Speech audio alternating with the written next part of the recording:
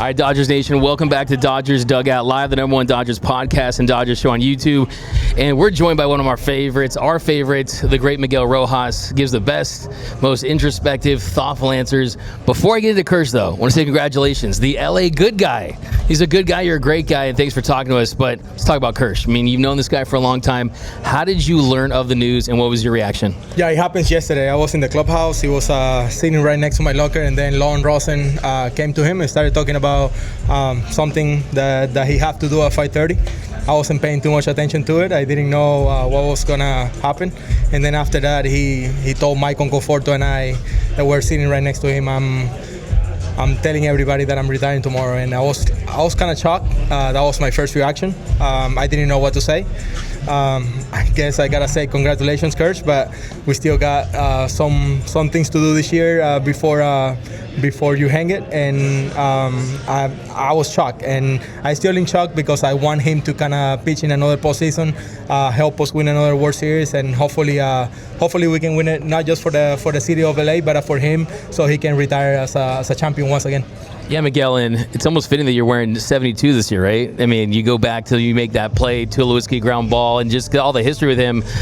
But what was the mood like? Was it shock? Was it a little bit of a congratulatory mood? Just what was the overall mood by the group when you learned? Yeah, the thing is, like, we've been talking about this the whole year. We had a really good card table game on the flights throughout the whole year. Freddie always making fun of him, like, okay, let's go for another 1,000 strikeouts. You know, like how many more years it will take you to get to 4,000 strikeouts. And then there was always conversations about like keeping the window open to kind of return next year. And I thought the whole time with the season that he's having, the way that he's pitching, like providing a start after start, an opportunity for us to win. I thought he got a pretty good opportunity to pitch next year, but obviously there have to be like reasons behind that.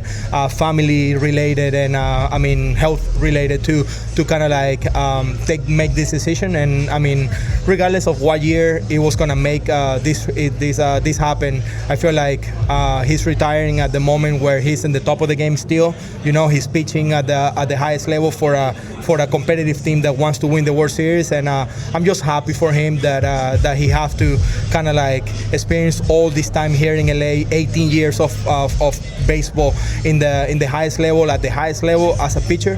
And I feel like I'm so proud that I got the opportunity to play behind the best of our generation, day in, day out, every time that I have the opportunity to help him.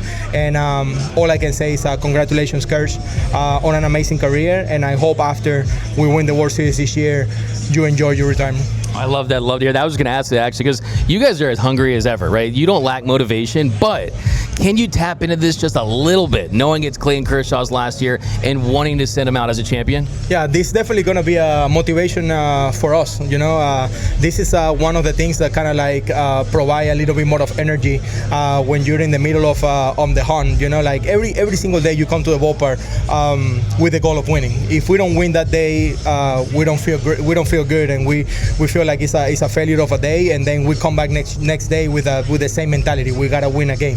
So for us to have the opportunity to kind of like be winners at the end of the year after the last game of the season, that's the biggest privilege that we can have for a guy like Clayton and for us as a team. So I hope we can do it, and we have a really good opportunity to repeat.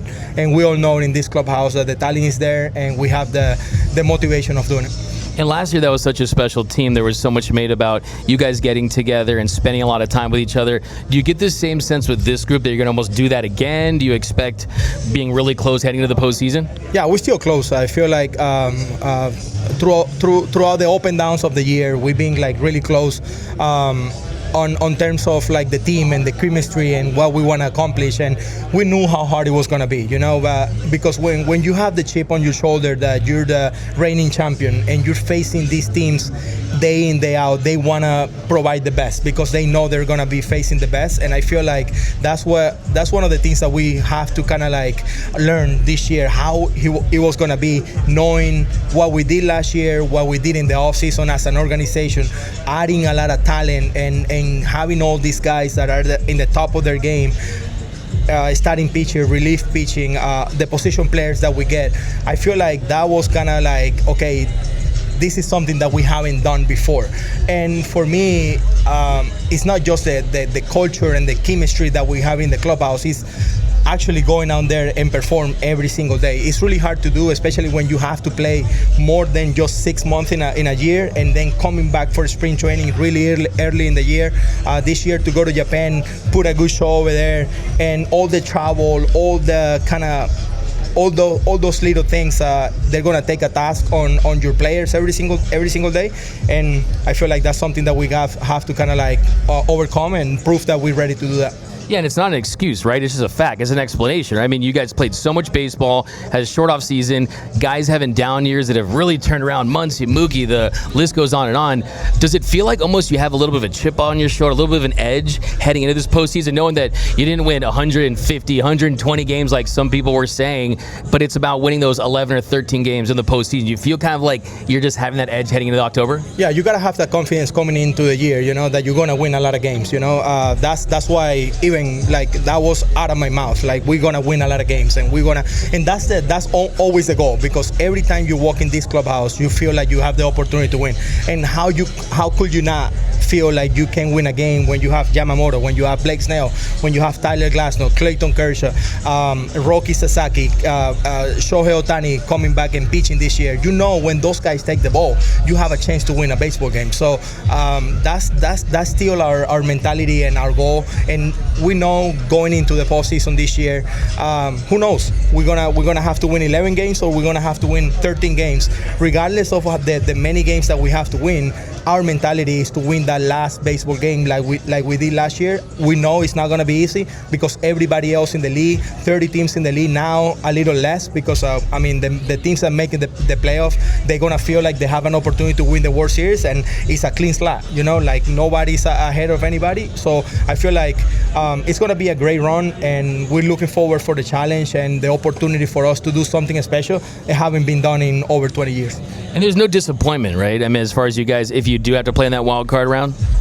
Definitely not. I feel like, for Dodger fans, you guys being spoiled, because this organization is been winning on a daily basis for a long time.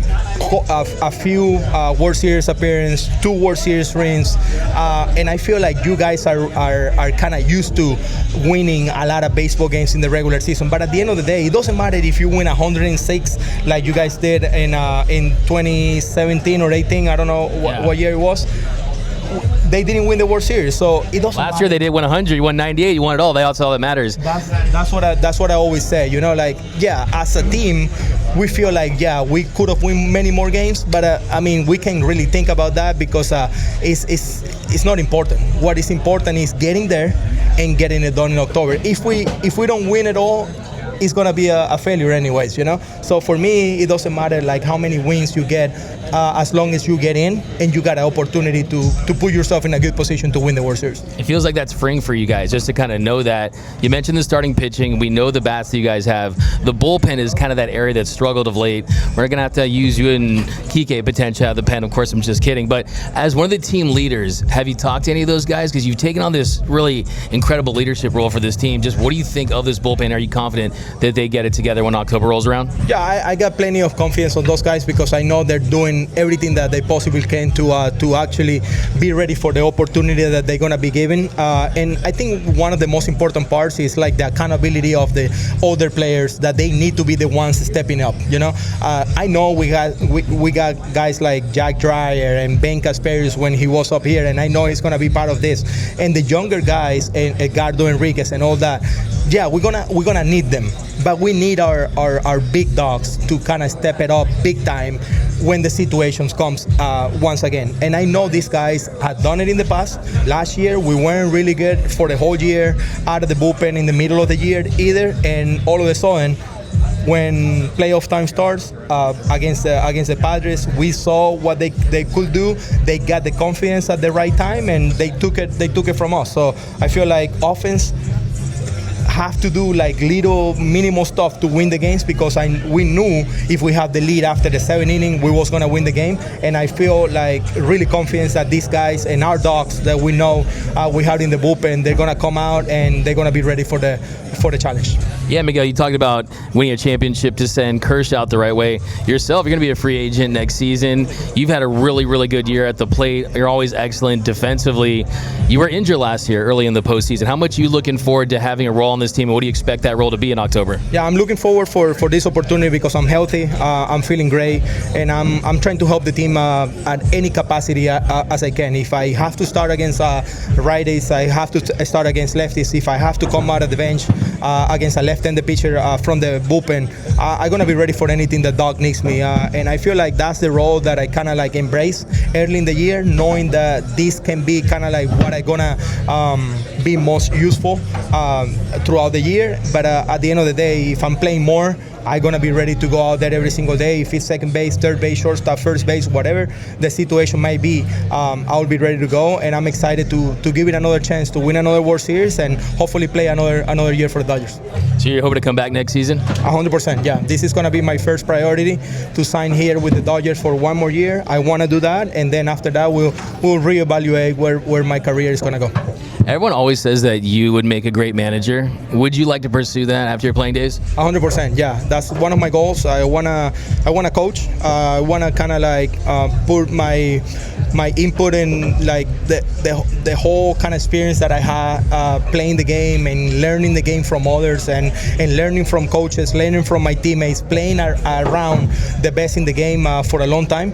I feel like I could have a critical opportunity to help the next generation and even the generation that we have right now, because I don't want to get away from the game. So I want to stay in the game as long as I have an opportunity, and I'm looking forward to do that. So I don't know what my role is going to be, what path I'm going to have to take, but I want to keep all the avenues open for me to kind of stay in the game and help the next generation.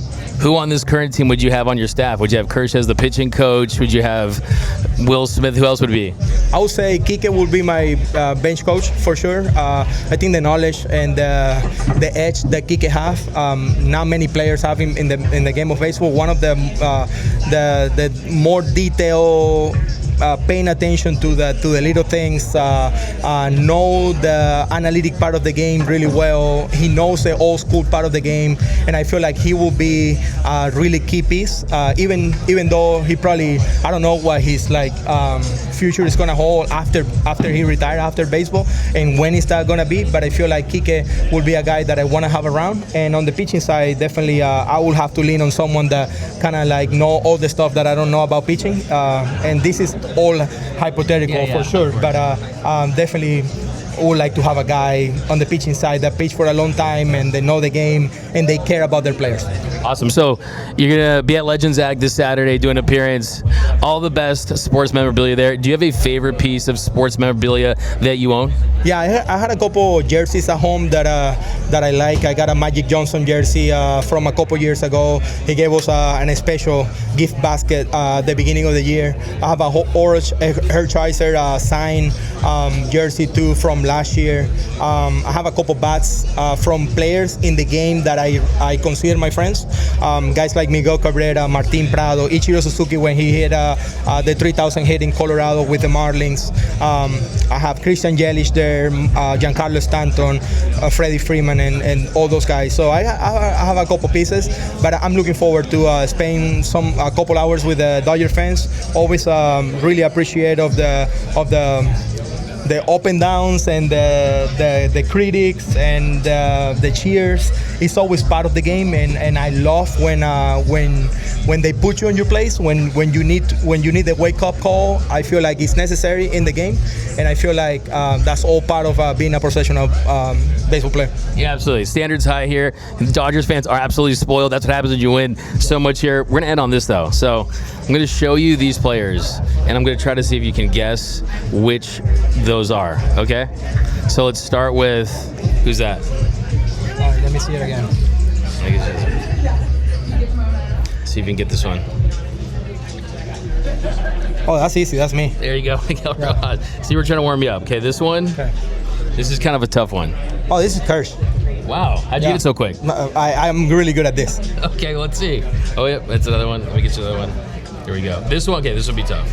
All right, let's go to this one right here. It's Miguel Vargas. Wow. Wow, that was like my hard one. Okay, you won't get this one.